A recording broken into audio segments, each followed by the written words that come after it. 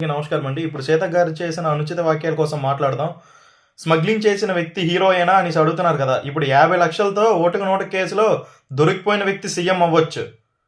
నిజ జీవితంలో జరిగినవి వదిలేసి సినిమాల్లో ఒక క్యారెక్టర్ ఏం క్యారెక్టర్ వస్తే ఆ క్యారెక్టర్ చేస్తారు హీరో. అది ఆళ్ళ వృత్తి ధర్మం అది. దాన్ని మీరు పట్టుకొని ఇప్పుడు లాగుతున్నారు కదా! ఇప్పుడు నిజ జీవితంలో జరిగిన కేసుల్ని తీసుకొని దానికి చర్యలు తీసుకోండి. కానీ సినిమాల్లో ఏ హీరో ఏ క్యారెక్టర్ ఏస్తున్నాడో ఆ క్యారెక్టర్ కోసం క్వెషన్ చేయడం కరెక్ట్ కాదు కదా! ఇప్పుడు మీరు మాట్లాడే ముందు ఒకసారి ఆలోచించి మాట్లాడండి. ఇప్పుడు అసెంబ్లీలో సీఎం సాబ్ ఏమంటే వచ్చి ఇలా జరిగింది. ఒక హీరో యాక్టర్‌ని పాయింట్ చేసి ప్రతీదీ మీ పాలిటిక్స్ అంతా ఒక హీరో యాక్టర్ దగ్గర దిగుతున్నారా? మీ దగ్గరున్న రియల్ టైమ్ ప్రాబ్లమ్స్‌ని పక్కన పెట్టి ఒక సినిమా హీరో ఏం చేస్తున్నాడు? ఆ లైఫ్‌లో ఏముంది? ఆ సినిమాలో స్టోరీలో ఎలా ఉంది?